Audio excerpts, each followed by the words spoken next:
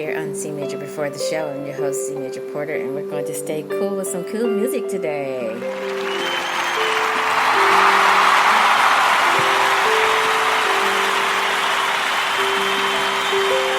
Thank you so much for being here. Thank you. It is really, really, really hot outside. It is super warm outside, and I hope that you are somewhere keeping cool because you need to do that. So we're using a play on words today. So we're thinking cool thoughts, we're talking about cool music, and we're just lightening up this week because we've had a couple of heavy topics, I think, in the last couple of weeks. So why not lighten up a little bit and also try to stay cool at the same time? But you're here on C Major Before the Show. We have a lot to cover today. I wanted to bring some of my favorite songs to the table, and so I'm going to try to sound cool as I play them. I don't know how well that will go, but I'll do my best. And then also talk about what makes it cool sounding in the first place. Is it the chords themselves? Is it the way the chords are laid out? Is it the harmonic sequence? Is it the harmonic rhythm of the sequence? What is it that makes it sound really cool? So I'll give you my opinion on what I think it is, and then we'll just go from there. You're here on C Major Before the Show.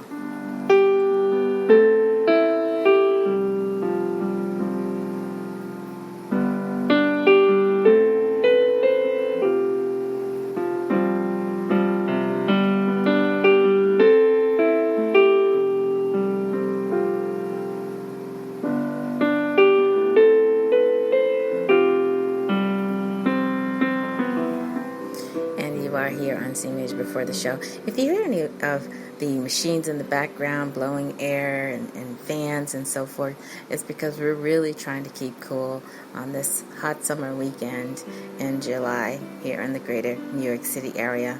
So we just really, really want you to take caution and try to stay as comfortable as you possibly can and get into a really good temperature, because the real feel of the temperatures here is over 100 degrees, which is very shocking when you start to think about it. So we are not complaining at all. It could be icy, icy cold, and we will be talking about that too. But that's the weather today, just to put it all into context for you. We are staying cool with some cool music, and so in today's episode, we're going to explore examples of cool sounding chords, and I don't think you will find this in any theory books. I don't think you will find this in any music dictionaries. If you want to find out what makes music cool, that's really up to you. So in today's show description, I said, well, that's your business, how you want to play your piano music. I wasn't being fresh. I was just saying, really, it's up to you how you want to play your music. If it's important for you to sound cool, then I'm sure you'll find a way to make that sound happen for yourself. And while I'm thinking about it, I do have students that want to appear cool on the piano by playing quote-unquote cool things, like anything from the music of Harry Potter to other music that they've heard their friends are into, and so they want to be able to impress them and then throw that up on social media and say, hey, look at me, look at me, look at me, look at what I can do on the piano. I'm so cool. And I can't help but think about that moment when I wanted to be cool, and I thought, oh, if I just had this piece of sheet music, then I would sound cool. And I've said it in previous podcasts, I've said it. And so, not to just keep bringing that up over and over and over again, but I really think it's a point that I want to make, that even the coolest sounding recording in the world may not translate that well to the piano to make you sound just as cool, if that's important to you. And so, just thinking about that, I think it's important to learn to play the piano as well as you can. Learn to make the best music you can make so that you will feel confident enough to play in front of others if asked. And I think that in itself is cool. I think playing a minuet on the piano is cool. I think playing a waltz by Chopin is cool. I think playing music by Beethoven is cool if you know how to do it well enough to convince the listener that you know that piece well. I think playing your own music is cool. Writing your own music, finding your own sound is cool. But at some point, it's going to be important to you to prove to someone else that you can be cool too.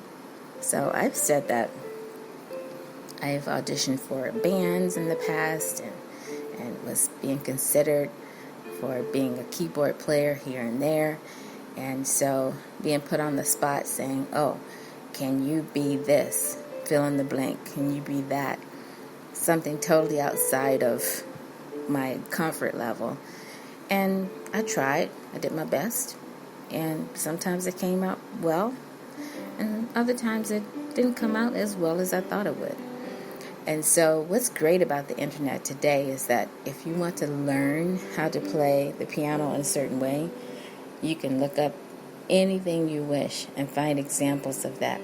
So I have students that do just that on a daily basis, a weekly basis. They're telling me they're finding apps, they're finding recordings on YouTube and so forth. They're not just waiting for the teacher to tell them, oh, this is what you do.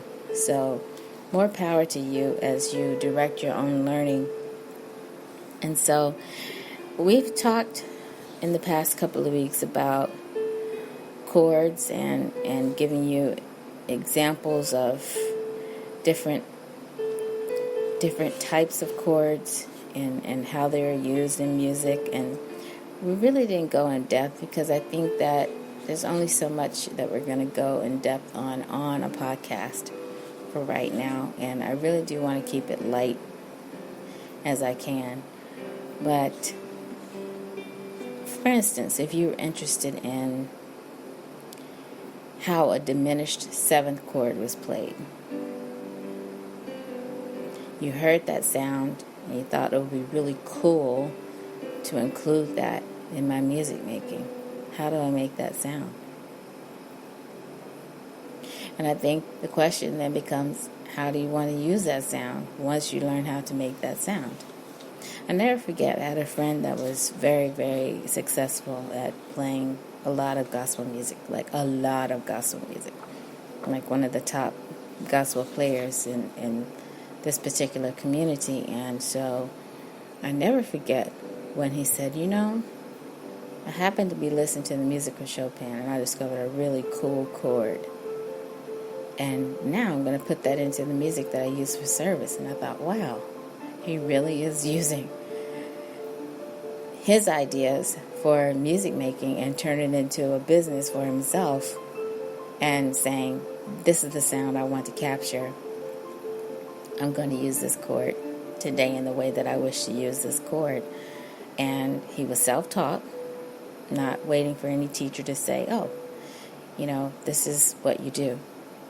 And so I read somewhere, I can't recall where they say that 30% of the population is auditory. So he was one of that 30%, if that's true, that could just listen to anything and then pick it up and then find a way to put it into his own music making. And they've said the same thing about Aretha Franklin, that she just knew how to hear something and just put it to use right away. That she had extraordinary hearing, not just for music, but for conversations even. That you could be clear across the house or the room, and she would hear everything that you were saying. And I've heard that too about someone else famous. I think it was a poet that just really was able to tune in to every single word in a conversation. It didn't matter if the person was whispering. So it could have been the way that the house was designed too. You never know about the acoustics. But either way, I read somewhere, and I really have to look this up and see if it's true. They say in the general population, I think of the world, that only 30% would be considered auditory and really, really good at auditory learning. And then I guess the rest of us would be visual and maybe kinesthetic, who knows. But anyway, let's go back to our discussion of chords. So you're going to hear me play some chords today And they're going to be mostly, I would say, triads that have somehow been put into music that sounds cool, and some 7th chords.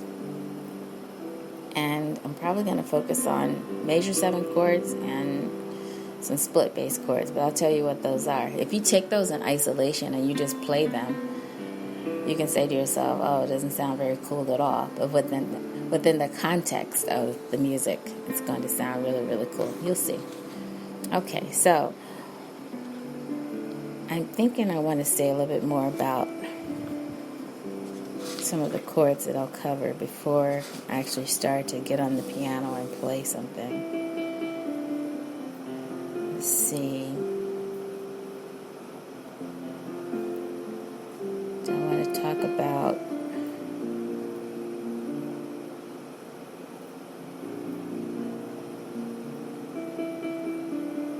I want to talk about inversions. You know what? I think it's important to talk about bass line, because in this example that I'm going to give you today of music that I find to be really cool, there are bass lines involved. So let's see if they have anything in here that talks about bass lines in relationship to chords.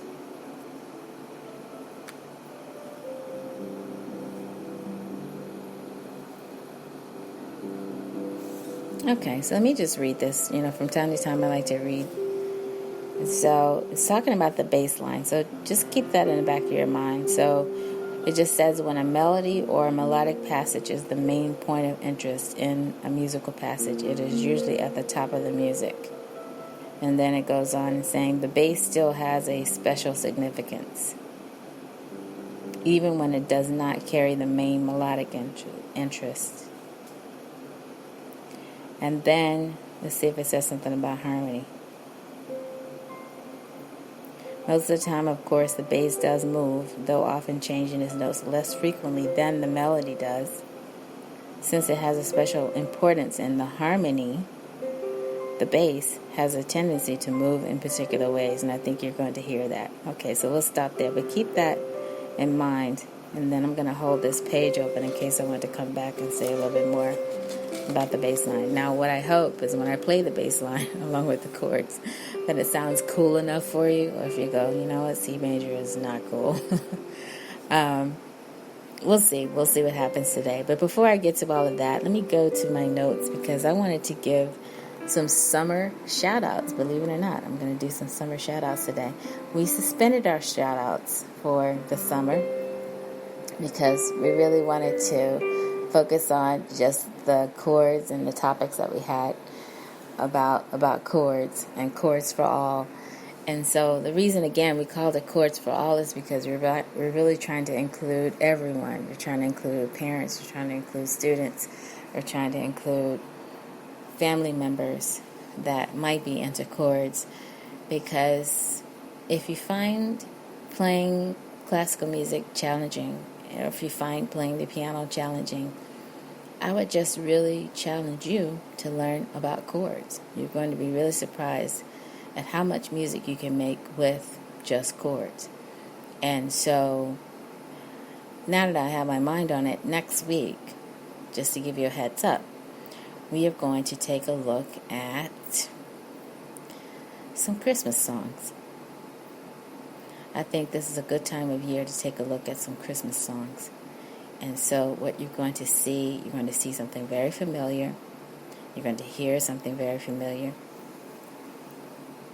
And then we're going to talk about some of the sequences that you can use to play some of these songs. So anyway, so be sure to put this on your calendar to come to next week's podcast episode, because we will talk about chords used in Christmas music. And so I look forward to seeing you next week for that. Now, back to today. So we had some student summer shout-outs. I normally don't do this,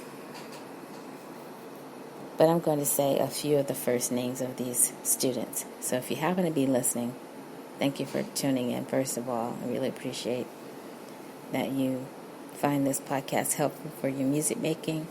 Some of you are starting to make plans that are really blowing me away with your music making. And so I just want to give some shout outs. It really has to do with London Bridge, music exams, musical challenge, metronome practice, and tiered learning. And then I have some musical mentions that I want to mention. So I think the musical mentions, I'm going to wait and say more about that at the end of the podcast, because I also have something to read too. And so let's just go with the shout outs for now. So my first shout out is to a student named Eva. Now I'm not going to say last names, but Eva is an outstanding student. She, I would say, would be one of the 30% that has a really strong ability to learn music by ear and play by ear, and really does not feel the need all the time to try to read the music. But what I love about her is that she took on that challenge. So once she was given that chance to really learn to read music and given the proper tools to do it and the resources, because there are lots of resources out there.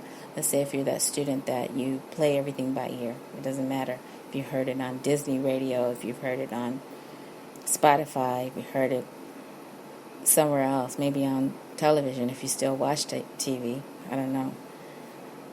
And then you try to pick it up on the piano. She's one of those students that has that special ability to just really pick it up and just run with it by ear. And at the same time, very kinesthetic, just run circles around. I would say the average student that may be hesitant to play the piano just does not hesitate to play all of the keys and transposes on her own. Just an amazing, amazing, amazing talent to work with. And so I'm very, very lucky. And then the last piece of that is becoming visual. Now, what shocked me about her was that she thought of, and I've never had a student do this, thought of arranging her own version of the traditional folk tune London Bridge. So everyone knows that's a very popular song that's sung by children, and adults know it as well too. I happened to have a lesson with a student who was also working on that particular song and the method book that they use, and then I caught the parents humming in the background, to the tune of London Bridge.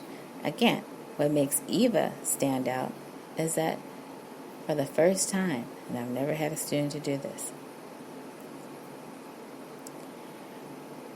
for the first time in the history of piano lessons, I had a student to question the intervals used in the music and the direction of the intervals. Now, this is deep. Get this. So, if you can see the words to London Bridge, and then you get to the part where it says falling down, to have a student say, the music goes up. Why would the music go up if the lyrics are talking about falling down? Shouldn't the music go down too? Blown away by that. Just totally blown away by that. And then proceeded to come up with her own version of that particular part in the song.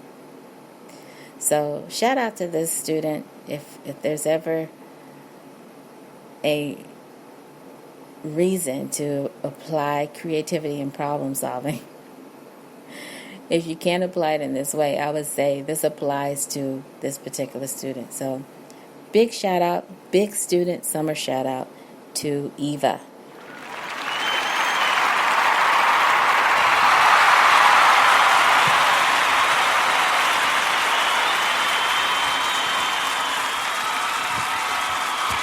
Fantastic.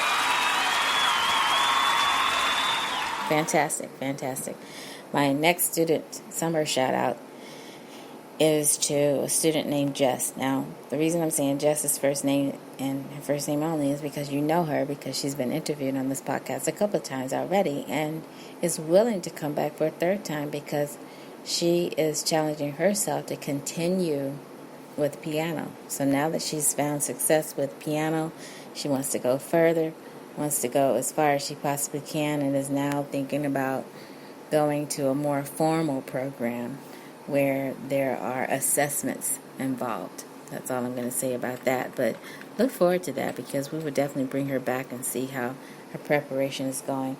So the fact that Jess wanted to continue studying piano over the summer is impressive enough. I mean, because she certainly doesn't have to do that.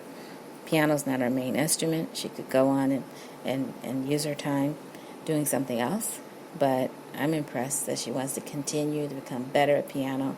She's becoming better and better. Her left hand is becoming really, really strong on the piano. This is somebody that read only one clef. So somebody who played a modified instrument and then now coming to the piano, becoming more and more confident, willing to practice, also has people in her life that are really supporting her in her music making.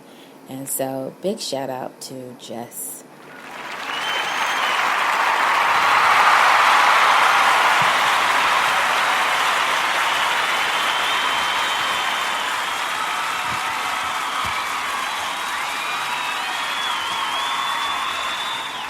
Thank you for your hard work. I'm really proud of your progress. So this next student, again, first name only, and again, it's probably one of the rare times where I'll say first names and then I'll go back to just saying no names because I want to protect the names of my students. And so this other student, I'm going to pull back. I'll just say his name starts with the letter A. I'll say it that way because it's such a unique name. And so if you happen to be listening, you know who you are. Letter A student. And so this student is just remarkable, really. I mean, I have never had a student to learn so fast, being so young, and meaning that visually they were learning so fast at a rate that was probably the fastest I've seen. So the opposite of the other student that started out with more auditory ability.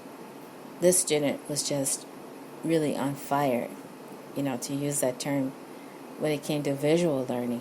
And it's moving at a rate that is so super fast. It's almost unbelievable. And so the student has requested to learn something fast on the piano. And so he took on the musical challenge himself to play something fast. And so we gave him a classical piece and just really blown away at how his fingers are moving at just a really super fast rate, visual as well as kinesthetic, but just from a reading standpoint, willing to read, not just rely on looking at the motion of the fingers, not just relying on ear, but wanting to see what every note is doing, and just amazing. So big shout out to the student whose first name starts with the letter A.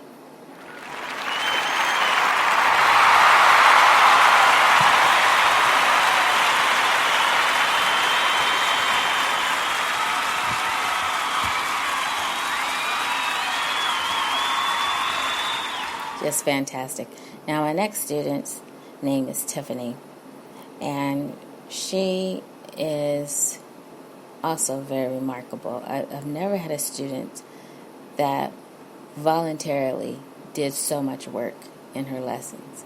I would go to the lessons, and then all of a sudden, she's telling me, oh, I went ahead and I looked at fill in the blank. It could be 2 pieces, it could be 3 pieces. Just finding it easy. And this was somebody, I believe, now, I don't know for sure because it's never been really explained to me, but I believe this student may have started out as a Suzuki taught student first, and then had to really work hard to strengthen her visual learning. And so to see how she's really taken off and then made the commitment to study classical piano, but at the same time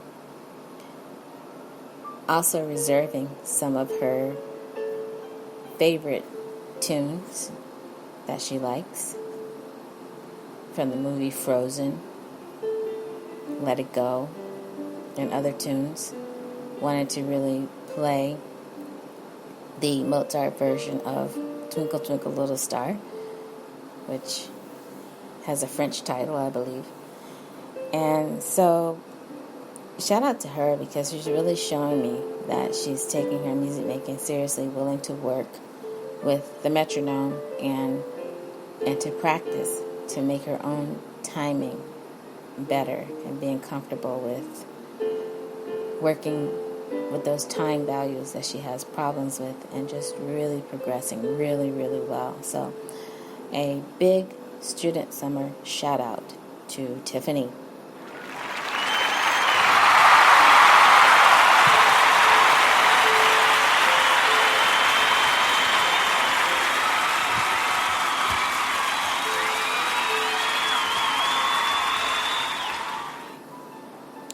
Okay, and then our last student shout out is a student whose name starts with G. It's Gabriel. And so I want to give a shout out to this student because I mentioned the tiered learning that this student is going through. And so to see this person really progress at a fast rate, and it's because they already knew how to play an instrument before, and now they're really diving in and saying, you know what, I can do this. And at the same time, being a little bit scared, but not scared enough to not even try to do it. So I'm very happy about this student, because we're exploring their learning together and getting to a place where he feels totally comfortable with what he's doing. So I really appreciate that.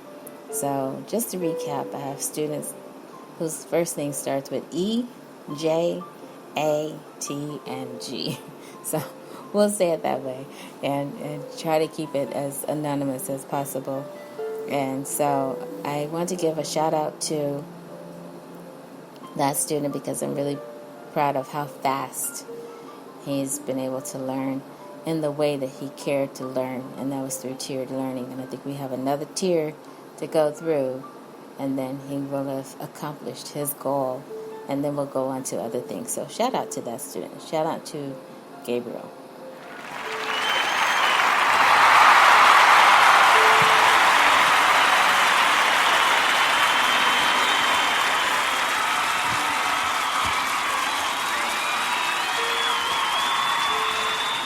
Thank you so much. And so now I want to give a shout out to the parents. And so this is an extra shout out, and it really has to do with two things, really. It's parents who have thought enough of me as a piano teacher to say very kind words and nice things about the way they think that the teaching is going with their children, and I really appreciate that. You don't know how much it means, and to see it actually in print is unbelievable.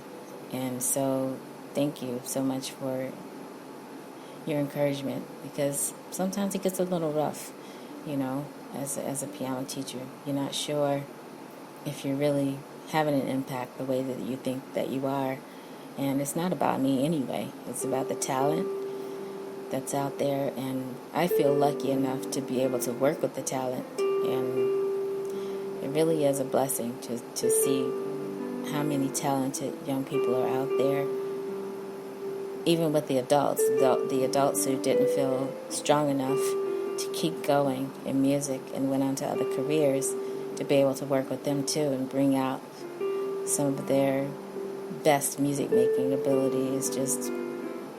I'm just really humbled by that. So thank you so much for your kind words to the parents, to some of my adult students that have said kind words about the learning, and also some of the criticism too. You get that, you get someone that says, shouldn't I be doing blah, blah, blah, fill in the blank. Shouldn't my child be doing blah, blah, blah, playing blah, blah, blah. Not making fun of that, but just saying, you know what? This is how it goes. This is the way love goes, really. You just say, you know what? We're working on building our relationship. We all have the same goal. That's to help your child, help you make the best music you can make. And I still challenge the parents.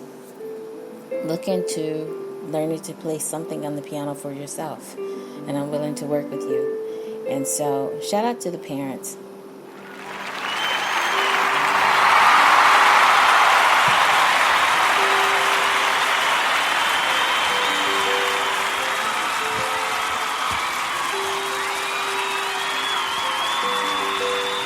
That was a shout out to the parents, and the adult students who also happen to be parents, but they were learning piano too.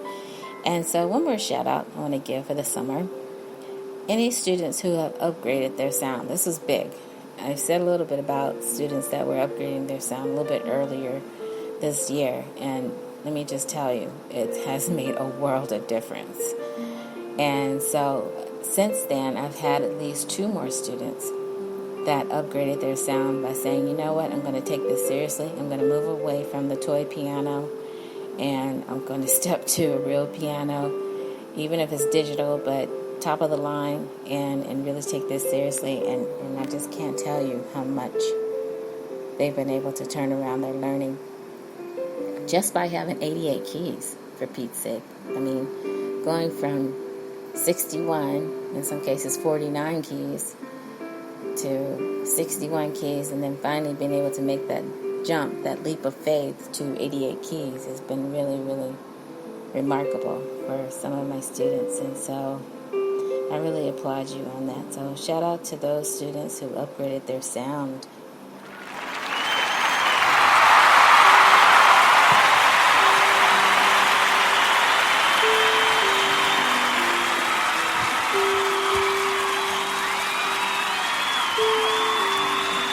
I still have some students that are looking into doing that, so they're asking really good questions. They say, I want to have a piano that I can fix on my own. I don't want a digital piano. What can you recommend? What kind of advice can you give to me?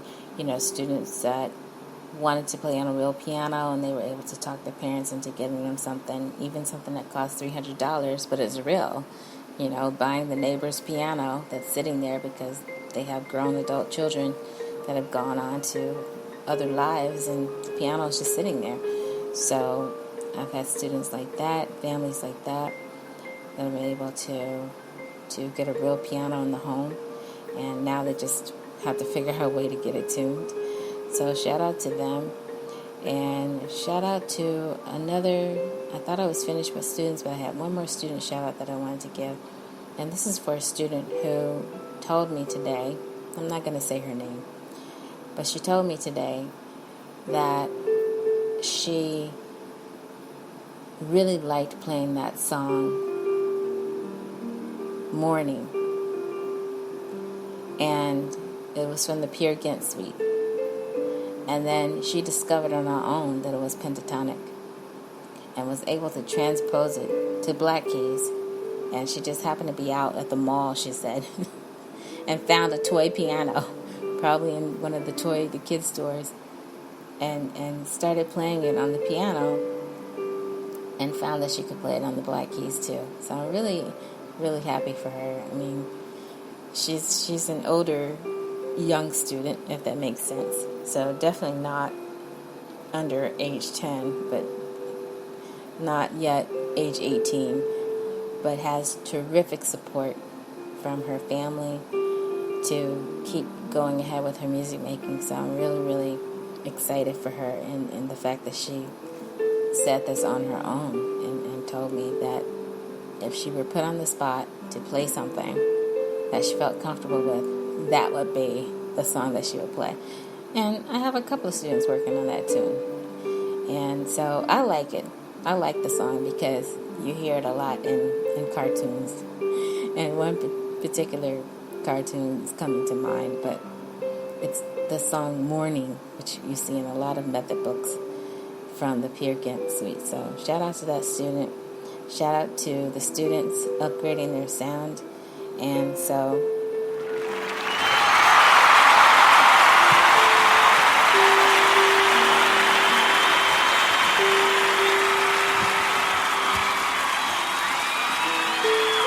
that's our student summer shout-outs for today. We talked about London Bridge, music exam, musical challenge, metronome practice, and tiered learning. And when we come back, we're going to talk about some of the cool songs at the piano. I'm going to be on my way to the piano in a few moments. And then when we come back from that, we're going to talk about some musical mentions. There have been some very amusing things going on the internet and social media this week that I want to mention. So I hope you... Yes, I'm laughing. I hope you will stick around for that. You're here on C Major Before the Show.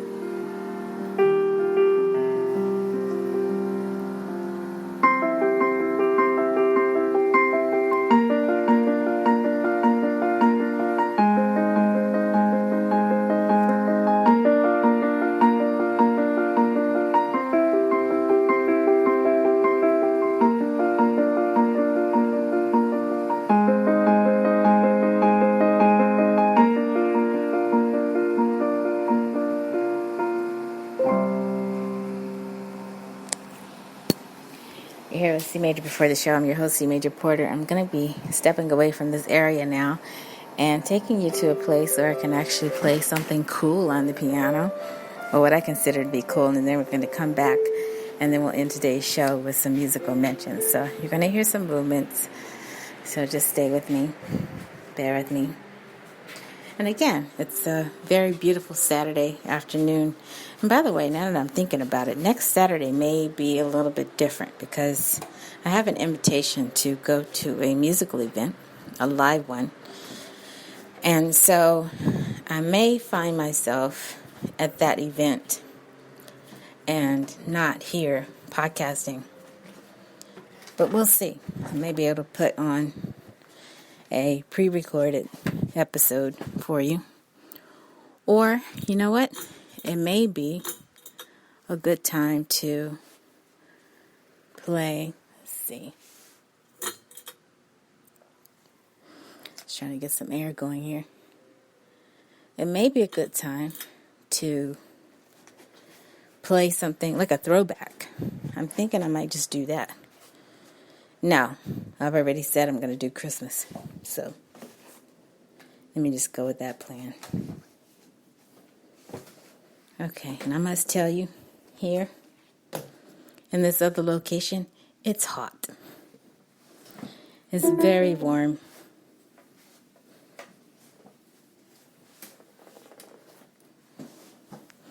Also, now when I'm thinking about it, are any of you taking online lessons?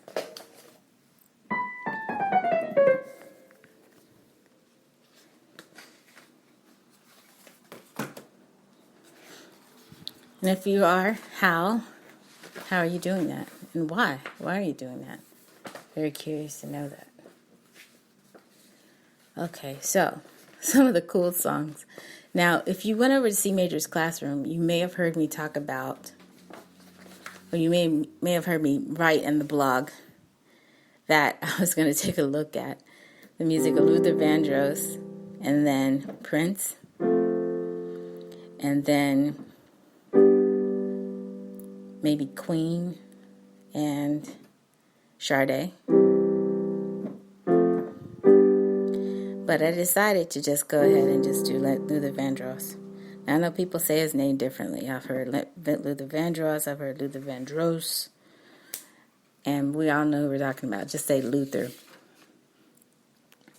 But the first song that comes to mind for me that sounded really, really cool was a song that started out with a G chord, followed by a G flat, followed by a G, followed by an A flat, followed by an A. Okay, now I have not done any analysis on this, so I don't know how the Roman numerals work with this. And so to me, I've just described it is a chromatic movement. So who would think that a chromatic movement sounds cool at the piano? But I think it has to do with how you play that chromatic movement. Why does this song start this way? So the name of the song is Never Too Much, words and music by Luther Vandross. And so it starts off as a G, going to G flat, going to G, A flat, and A. Okay, and don't mind me using the pedal, by the way. I like using the pedal. I know there's some talk on the internet about overusing the pedal and how to pedal and all of that. But, hey, I like it. I know in some cultures they don't want you to use the pedal at all. Maybe we may talk about that in the future, but I like the chord using the pedal. But if I didn't, and I have some keyboard player friends who don't use the pedal at all. Actually, it may sound a little bit cooler to do it that way. But that recurs over and over and over in the music. And so if you see the sheet music itself, if you happen to have a Luther book, then you know the bass line is going the same way. So it's basically a split bass chord. So you have a G chord over an A bass. So I'm just going to play this individually. And you just tell me, tell me if it makes you feel cool when you hear it. I don't know. I just know when I heard this song on the radio, it always made me feel like it was just the coolest sound. And the other funny thing about that, I never felt like I wanted to actually play this song, but I just loved hearing it. I loved to hear the recording of it. And it just sounded really, really cool. Like it just made you feel a certain way. And so the copyright, if you look at the copyright, it looks like it came out in the early 80s. So if you happen to look this song up, Never Too Much, the performance direction says moderate, F-U-N-K, moderate funk. And I'm not even sure what that means. How do you make funk moderate? Maybe they mean moderate tempo. But either way, you can figure it out. But I've heard my friends play this song pretty fast. They were also playing Give It To Me Baby, No Diggity, Billie Jean, Kiss, Lady Marmalade, Crazy in Love, Good Times, Got to Be Real, Outstanding, Rock Steady, Jungle Boogie, in the key of G minor.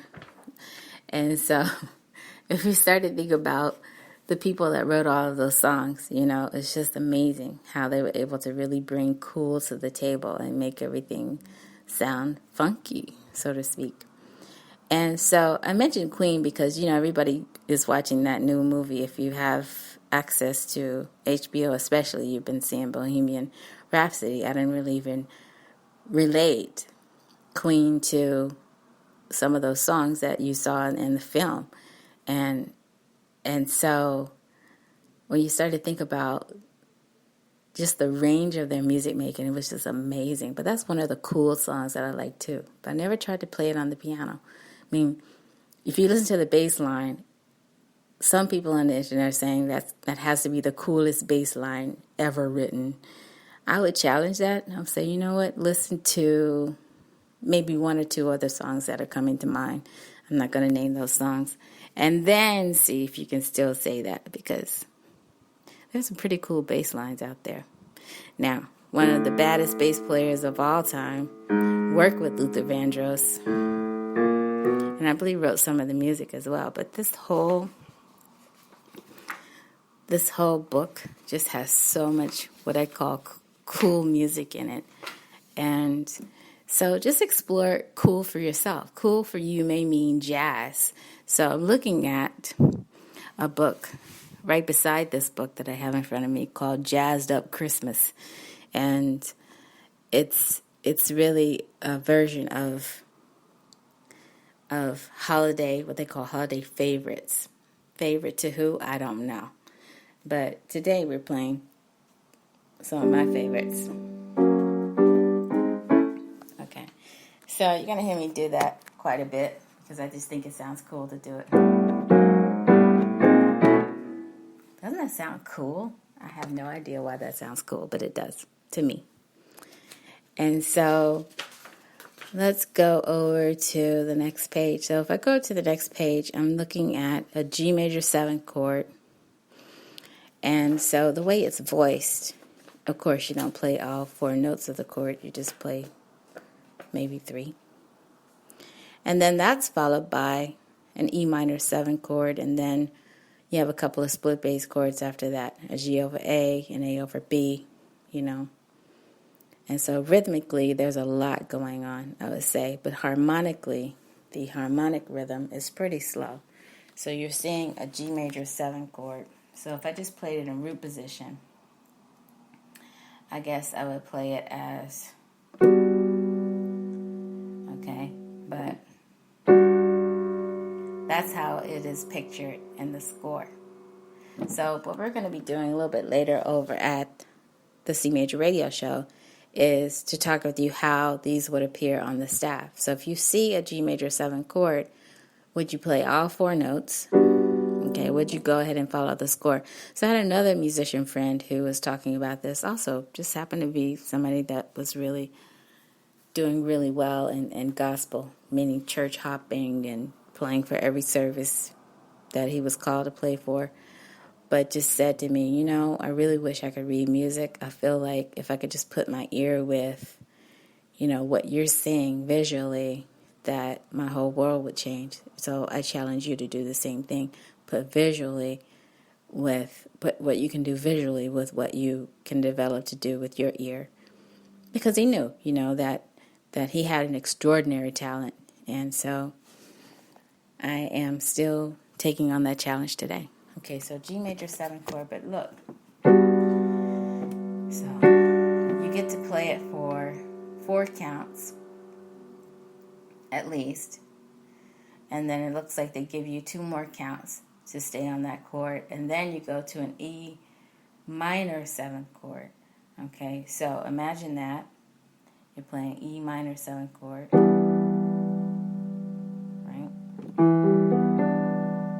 So you're going from G major 7 to E minor 7, and then you're going to, for some reason, you're going to a G over A, and then an A over B. Okay, so to me that just sounds really cool. It's just a sequence of a G major 7, an E minor 7, a G over A, and an A over B. So 7 chords followed by 2 split bass chords. So I'm not going to play it in the rhythm that's written here, but, you know, just imagine if you knew those chords, right? But I know, again, I have musician friends who don't know how to say the names of these chords at all, but they know the sound when they hear it. They know exactly where to put their hands. And then I have musician friends who sing who respond well to certain chords. I wonder if this is one of them.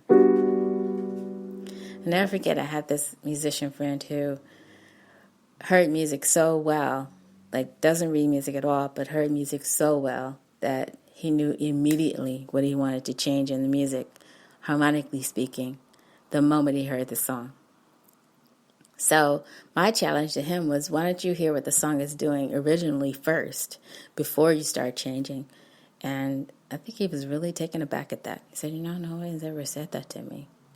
But then the further challenge was, you know, you're doing a lot of session work. Why don't you see if you can find out what those chords are so you can go right into that session and know exactly what sound to ask for rather than waiting to see. I can just see keyboard player after keyboard player after keyboard player getting fired by him because they didn't play the sound that he wanted when all he had to do was ask for it, you know, but he had to know what to ask for. So it's all very interesting.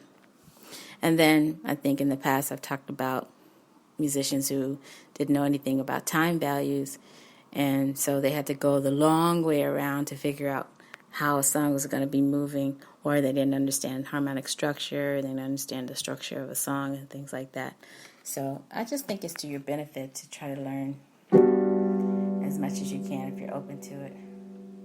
Okay, so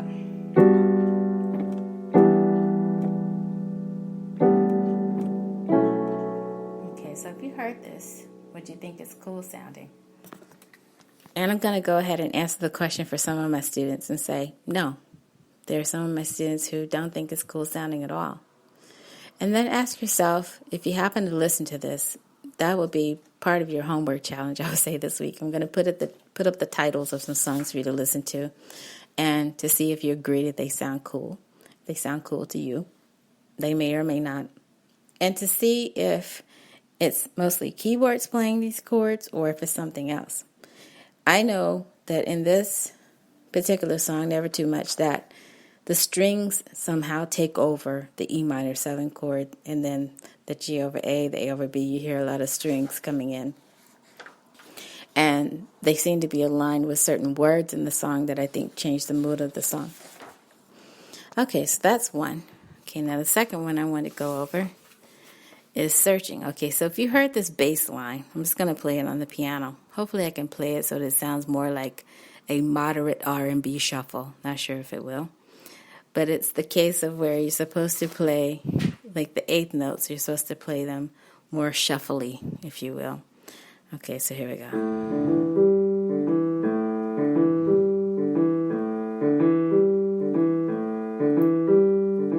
Okay, so if you heard that, would that sound cool?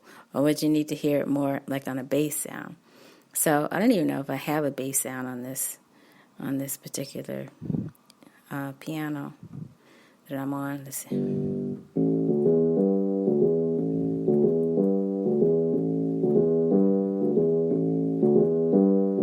Okay, so that's more like electric piano. But does that sound cool? Does it sound shuffly enough? Does it sound loose enough? Would it be best played on a bass instrument and not just on piano?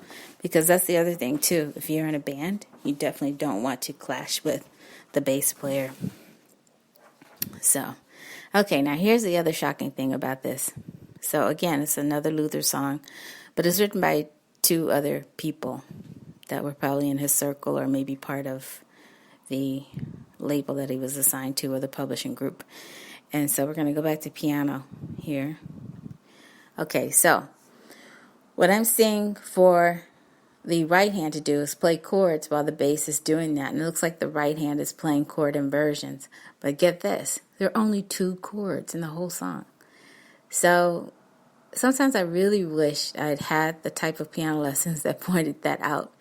Because if you were the type of piano student that tried to play everything that you heard and then realize, oh, you could just slow this down and play what the harmonic changes are doing and then not work as hard to play the notes. Or do both. Learn everything that you can about the song. Really know the song. But it's going from F for basically 2 measures. We're in 4/4, and then it goes to G for another 2 measures, and then it goes back to F. Okay, and it looks like the G chord is starting to be accented a little bit differently. So you have to be careful of that too. Where is it really coming in? It looks like it's coming in on the and of 4, so I can see that. So you just have to be careful of that too. You know, everything is a learning experience, and you can hope to get better and better and better as time goes by. I just recall this one session I had with a musician who really, really knew his theory, and whatever school he went to,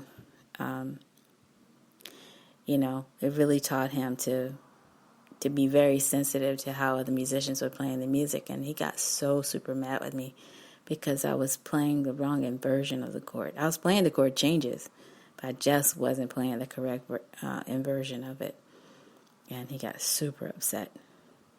But, you know, music is supposed to be fun. So try to have fun. Try to communicate with others if you happen to be in a music-making situation where you all are happy to be there and just trying to make music together. So let's see how it's going to sound when I put my F chord with what the bass line is doing. So let's see if I can do it. Okay, so I'm going to start there and just put my F chord in the right hand with that. Okay, now I'm going to change it to a G chord.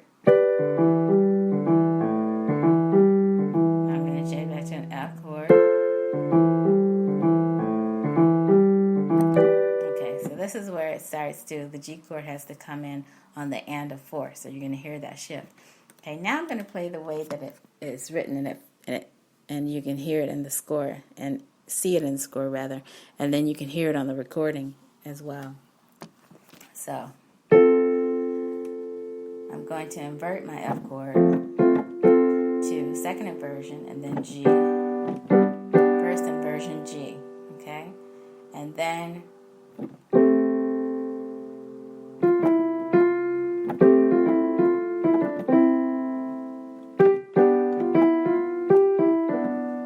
so I'm not going to really go into that, but I'll just keep it with the first line and then stop there. So you get the idea.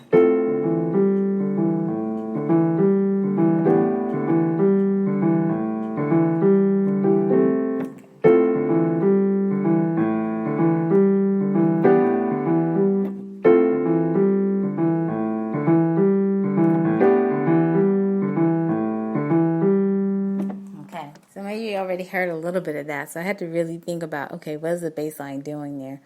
And am I changing the A at the right time with the G chord, inverted G triad that's coming in? So, but does that sound cool to you? Because I know when I heard the song, and it's called Searching, I just really, really love this song. But I never thought in my mind that it was as simple as it was harmonically. I mean, really, literally, for almost the whole entire song, you're just shifting from an F chord to a G chord, and that's it. So if you know how to play an F chord, you know how to play a G chord, a G triad, and you know how to do your inversions, you should be able to join the band on this particular song. So you're hired, right? Okay, so that's it for the coolness that I wanted to play for you today. So now you know a little bit more about C major and what she considers cool. And yes, I'm talking about myself in third person. So it's all meant to be in fun humor, and so I hope you take it as that. Oh, there is one more, but you know what? I'm not going to play it. I'm going to have you take a look at it and listen to it. It's my own analysis of No Ordinary Love by Sade. I just happen to have it here, and I wrote it out. And so I just wanted to know what the structure is. So I can see that I wrote it out as an intro. So I have a B minor going to an A G major 7 over a B, and then I decided to go from there, E minor 7 over a B chord, keep that, and then go to F sharp minor 7 over B, B minor, and then change some of the notes that were starting to move in the song as part of the melody. And so, you know, for me to make sense of how the song was moving, I needed to know where the verse was happening, where the chorus was happening, where's the coda, or if there was a coda, or, you know, the passing tones are starting to move faster, you know, than they did in the intro, things like that, just to try to put it more classical terms so it made sense to me. But at the end of the day, I think it really is like one of my jazz musician friends said, you know, if you really want to learn jazz, if you really want to learn songs that you hear on the radio that are popular songs, just put on the record and just learn it. So, okay, we're going to move back to our other location, and then we're going to close out today's program. I hope you've learned something today. Hope you got something out of our talk about cool chords, cool sounding chords. And then we're going to say a little bit about next week's program, because I do think I want to go ahead and keep my appointment with you and talk about some Christmas music. There's been some talk about Christmas this month, and I think it mainly has to do with merchants really trying to make you think about Christmas ahead of time.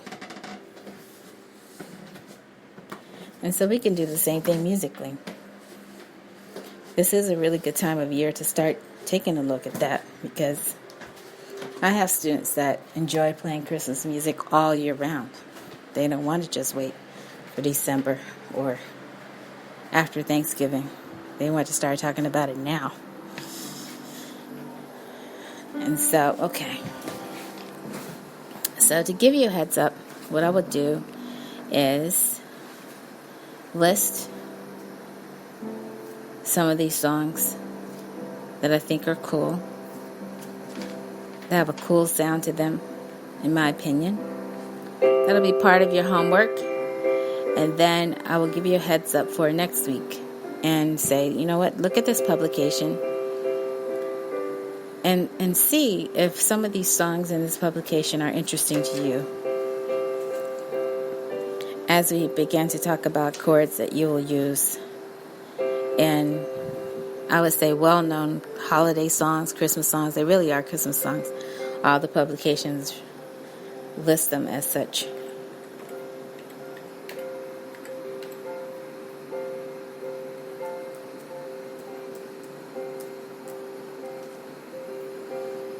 Okay, and you're here on C Major Before the Show. We're going to take a little bit of a break, and I'm going to come back, and we're going to talk with you about some of the things that I want to mention before closing out today's show.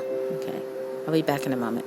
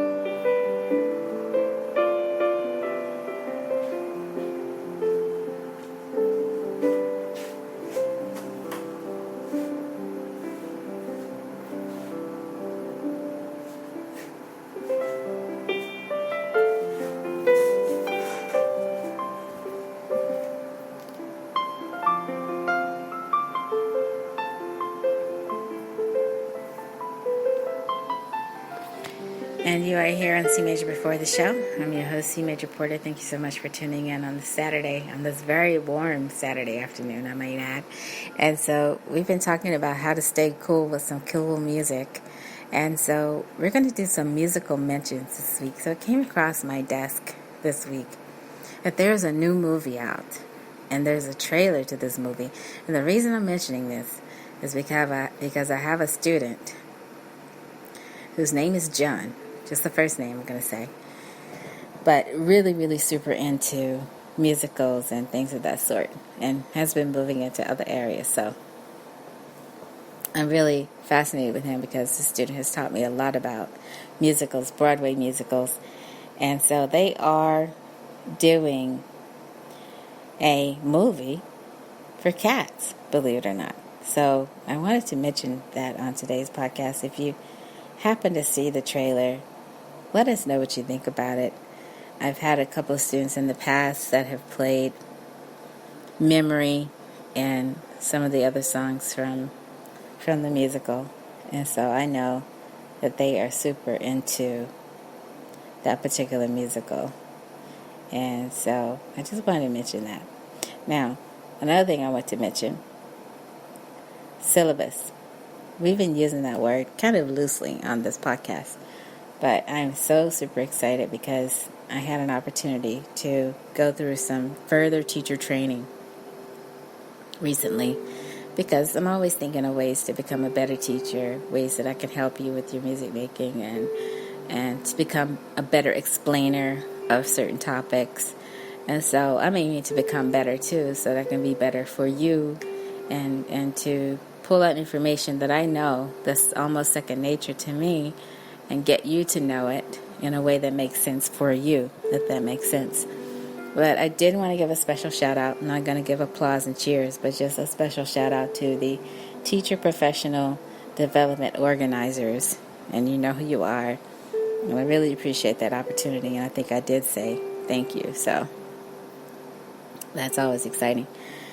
Now, in the future, I hope to be able to travel to get some of that training under my belt. But earlier, I know I was mentioning how important it is to have feedback from the parents and some of the students that you're teaching. And so that was part of the training, too. I could really relate to some of the statements that teachers were saying about the feedback they were given by parents, and saying the parents communicate with them through emails and to say if they have any concerns. And I think because we live here in the Northeast, that people giving you honest feedback is a regular thing. It doesn't matter if you're driving somewhere, you're going to get honest feedback by somebody blowing their horn at you, like you're moving too slow, you're not moving fast enough, turn at the red light, don't turn, whatever it is. You're always getting feedback, either in sounds or words from people. But talking about piano lessons specifically, I agree with this one teacher that wants her learners, her students, to always be clear and to be happy about what's expected in the lessons. And I would say I'm that type of teacher. If they can reason why they're doing something, if they're clear on the quantity and the quality of the work that's needed to be successful with each lesson. And I would offer this, maybe putting together some type of rubric would help, so that you have an assessment of how each lesson is going.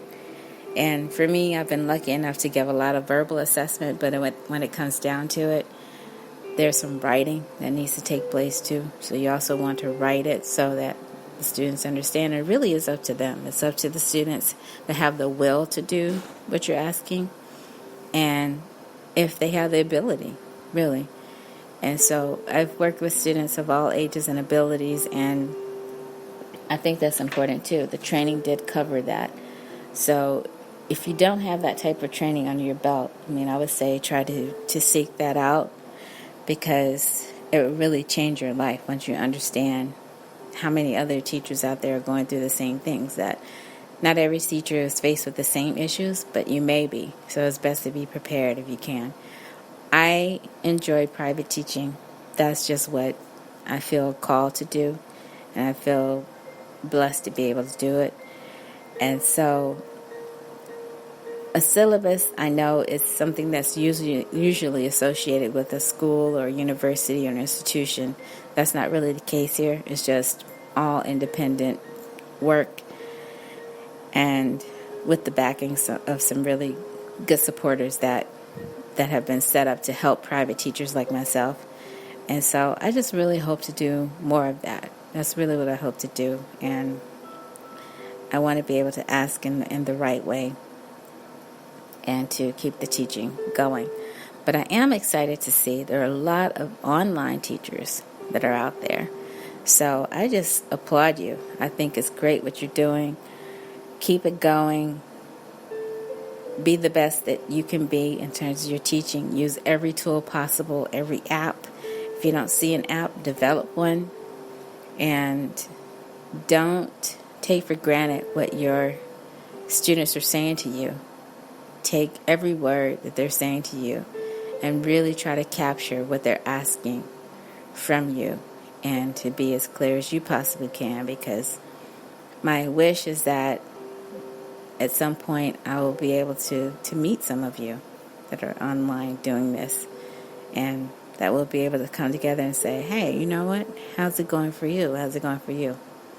Not in a competitive way, although you have to stay at a certain level of, I guess, competitiveness, but at the same time, just to say, you know what, we can relate to each other. So whether you're a collaborative teacher, one that teaches in what's been called a dyad, or one that teaches one-to-one, or one that teaches in a classroom, I would just advise you to try to get feedback if you can through emails, through telephone conversations, through just speaking with everyone directly if you can, possibly during the lessons, after the lessons, independent meetings. I agree with all of what these teachers were saying. And so just be the best teacher you can be. And so to those of you who are making music this weekend, I would like to advise you to make the best music you can make. We say that all the time here. Find some chords that really excite you about your music making. Take a look at some of your favorite tunes, but don't forget to check out CMajor's Classroom. We're going to post something over there for you to consider for your homework this week. And then I will see you next week on the podcast. Have a wonderful weekend, and I'll see you next time right here on CMajor Before the Show.